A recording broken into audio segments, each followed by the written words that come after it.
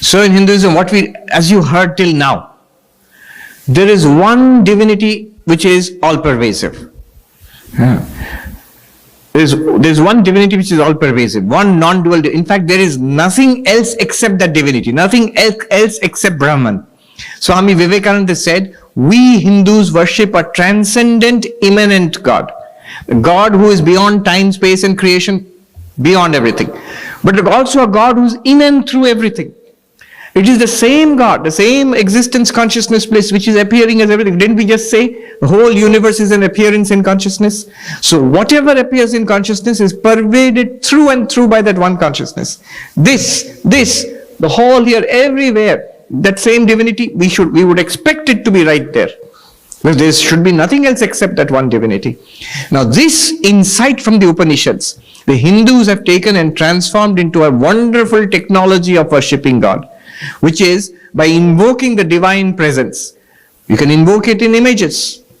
What is the harm? Is there, in fact, I said once, worshipping God in an image is not just to say that the image is a symbol of God. We often try to explain it this way. There is God who is separate, but this image is a symbol through which we can't see God. We are using the image as a symbol. That may be fine, but that's not the final answer. It is to correct the wrong idea that that image is not God. If there is one divinity everywhere, only one divinity, and you say, accept that image. Why? Vivekananda said, if image worship produced one like Ramakrishna, worship 1,000 images, I say. So this hesitation that Hindus have about image worship comes from a long history of persecution by Muslims and Christian missionaries and so on and so forth. So it went into the educated Hindu mind. It's something lower to worship images. Without images, so God can't be worshipped in images. Nonsense. Nonsense. You cannot understand Advaita Vedanta unless you understand. If you understand Advaita Vedanta, then you understand the secret of image worship also. Why it can be worshipped. Why Sri Ramakrishna attaining Nirvikalpa Samadhi would again go back to the temple of Ma Kali and bow down there. Because he experienced the same divinity everywhere. In fact, if I say my divinity is one and supreme except not in the image, then your divinity is not even a divinity. It's limited. There is something that your divinity is not. Yes. That's why I say in Hinduism, there is any question you ask, the answer is yes and no. Do Hindus worship, do they believe in God? Yes and no. Sankhya never talk about God. In Hinduism, is God without form? Yes and no. Go to the temple, you'll see God with form galore. One form? Yes and no. Many forms also. Is God male? Yes and no. God is male, God is female, God is the human form, without human form, elemental form, sky and fire. That's why Hinduism, we use the word Purnam.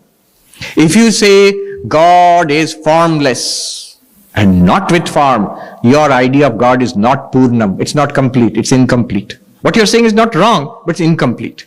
If you say God is only male, cannot be female, your idea of God is not Purnam, it is incomplete.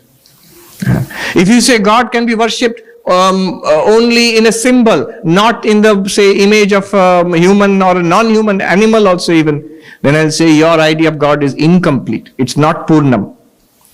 Hinduism has a Purnam conception of God.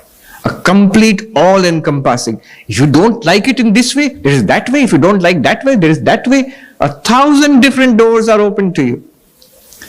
Swami Ashokananda, who was in the Vedanta Society in Northern California in 1950s, 60s, he would say, where will you see God? Foolish question. Where will you not see God? To the enlightened one with eyes closed and eyes open, the same divinity. In the image, in the human being. Vivekananda said the greatest temple of God is the human spirit in the human body. So in the human being, in the world appearance, yes, in the mountain, in Arunachala, in holy river, in Ganga, Sri Ramakrishna used to say, Pratyaksha Brahma, visible Brahman on this earth. Three things. He would say that dust, very dust of Vrindavan, where the gopis and Krishna played Ras Leela. The prasad of Jagannath and the water of Ganga. He would say Pratyaksha Brahma, visible Brahman. And this is not against Advaita. This is the thing. Once you begin to understand Advaita, you begin to see it is the bedrock of whole of Hinduism. It supports, it gives a philosophical justification and grounding to these practices in Hinduism. So it does not require explanation. It requires explanation. What kind of God are you talking about which is other than this thing?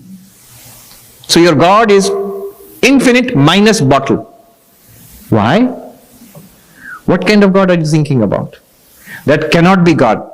Anything that is not infinite cannot be God. Infinite cannot exclude anything. So, yes.